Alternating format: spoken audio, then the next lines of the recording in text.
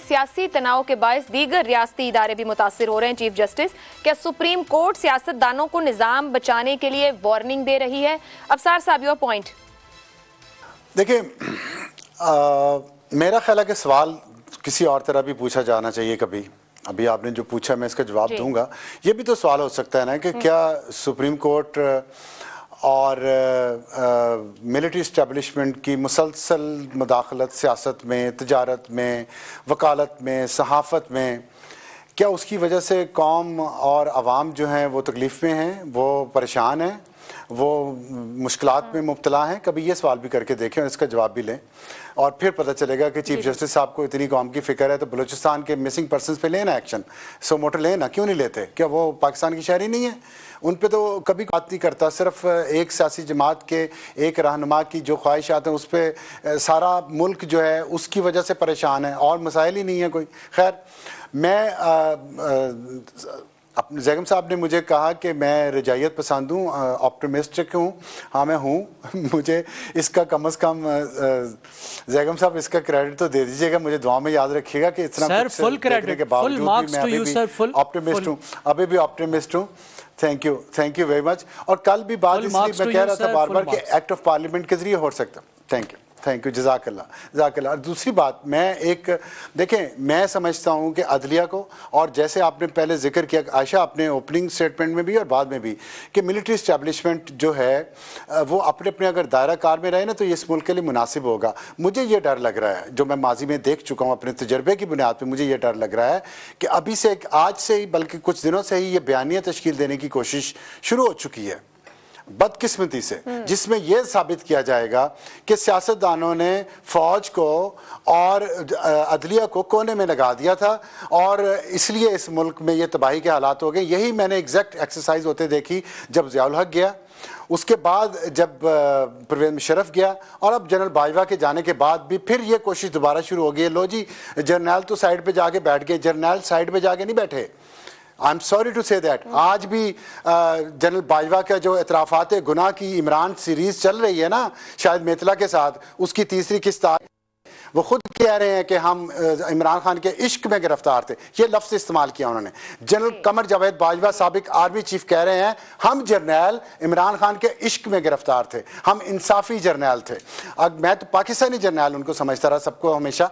अगर वो इंसाफी जर्नैल थे और फिर साथ उन्होंने इतराफ़ किया है कि हम गलत थे, और ये आज जो जिस सूरत हाल में वो उस इश्क की बदौलत है, तो इश्क में खुद इश्क की जो तकलीफें थी खुद उठाते ना, कौम को क्यों उस इश्क में मुब्तला करके उसकी तकलीफें दे गए।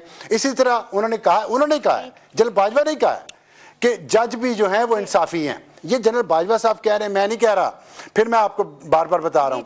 तो अगर आप एक सियासी जमात के जर्नैल हैं, एक सियासी जमात के जज हैं, और अगर अब सियासतदानों ने किसी तरीके से अपनी स्पेस वापस ली है और आपको अपने आईनी दायरा कार में, जो बहुत बड़ा काम है, आइन में ने जो आपको काम दिया वो बहुत बड़ा है, सियासत से, सहाफत से, तजारत से और वकालत से, वो बड़ा काम है। यकीन करें मेरी बात का, और मुझे मौका मिले तो शायद मैं वो बड़ा काम करूं, ये ना करूं सब कुछ, लेकिन उस पर फोकस करें, उस पर तवज्जो करें।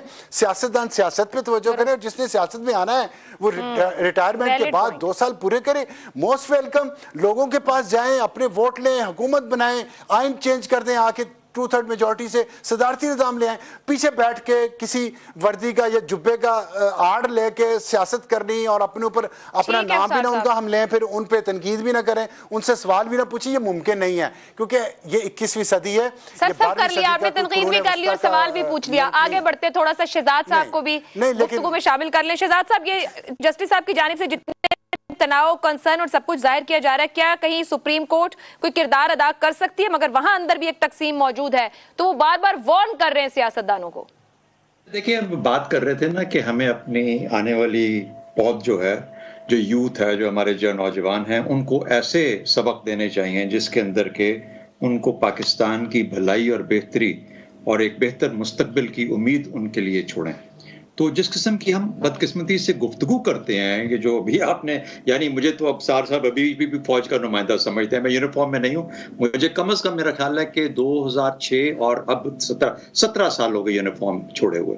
लेकिन वो बदकिस्मती ये है कि बस अभी भी अफसार साहब की नज़र में मैं फौज का ही आदमी हूँ और फौज की बातें करता हूँ, तो वो जितना कुछ होता है वो मुझ पर लाद देते हैं। हालांकि जनरल बाजवा के साथ तल्लुकात इनके हैं, मेरे नहीं थे, तो ये बेहतर है कि उसी के साथ ही राब्ता रखें, उसके साथ मामला को जाके तय करें। लेकिन हैविंग सेड दैट, कोई ऐसी बात नहीं। आप मुझे हमेशा ताना देते हैं, हमेशा ताना देते हैं, मैंने आपको कभी जवाब नहीं दिया। कह रहे थे अब साथ साथ कुछ सर नफी में हिला रहे हैं। ये गॉर्डन कॉलेज वालों का, मैं तो बयानिया की बात कर रहा हूँ, ये गॉर्डन कॉलेज वालों का प्रॉब्लम है। लेकिन बहरहाल ये सब्जेक्ट ही नहीं है ना, इसको छोड़ देते हैं हम। देखिए बात बुनियादी तौर पे क्या है, मैं गॉर्डन कॉलेज का हूँ ही नहीं, मैं तो यहाँ का हूँ ही नहीं, और मैंने आपको ताना भी नहीं दिया। आप मुसलसल मुझे बाजवा का ताना देते हैं मुसलसल। कोई बात नहीं, दे सकते, आप बड़े हैं मुझसे। अच्छा कोई बात। तो भाई ये तो एक स्टार है, अगर कोई आज का साफी ये कहता है कि बाजवा साहब मेरे से राब्ते में, तो वो तो चौड़ा करके सीना करके कहता है कि मेरे साथ राब्ते में, मेरे में भी शक है। मेरा सीना, मुझे माफ कर दे, फंस गई जान शिकंजे अंदर, मुझे माफ कर यार। एक मिनट बात तो कर लेना ना, मेरा टाइम जाया हो रहा है। इरफान सिद्दीकी साहब के साथ मैं बड़ी उनकी इज्जत करता हूँ, मेरे साथ बड़े अच्छे तल्लुकात हैं। अब वो उस्ताद हैं, बहुत सारे लोगों के उस्ताद हैं, तो उसके साथ उसकी वजह से भी एक माहौल पैदा होता है ना। लेकिन उसको छोड़ो, सेकेंड वर्ल्ड वॉर के अंदर चर्चिल ने क्या पूछा था कि क्या मेरे मुल्क की अदालतें काम कर रही हैं, जब उसके ऊपर बहुत ज्यादा आर पड़ी, मुश्किलात की और मुसीबतों की, और तो उसने कहा हाँ जी अदालतें तो इंसाफ दे रही हैं। उसने कहा जब तक मेरे मुल्क की अदालतें इंसाफ दे रही हैं, तो मेरी चीफ जस्टिस साहब से गुजारिश और इल्तमास ये है कि चीफ जस्टिस साहब अपनी अदालतों को बचाएं। आपकी अदालतें इस वक्त असॉल्ट के अंदर हैं, आपके ऊपर हमले दर हमले किए जा रहे हैं, आपको पलड़ा बराबर करने का सबक दिया जा रहा है, और कहा जा रहा है कि तुम्हारी जो बचत है वो इसमें है कि तुम अपने आप को। सिमिलरली फौज के लिए भी इसमें एक बहुत बड़ा पैगाम है कि आपको ये जिम्मेदारी कहीं ना कहीं पे उठानी पड़ेगी। आपको साथ मिलकर, मैंने कहा ना 3 फोर्सेस हैं जो इस मुल्क के, सियासत अगर सही नहीं होती, सियासत अपने आप को सही नहीं करेंगे, तो फिर कौन करेगा? कौन है जो इसको करेक्टिव मेजर दे सकता है? तो ये 3-4 ही है ना, अवाम के साथ मिलके जो कर सकते हैं।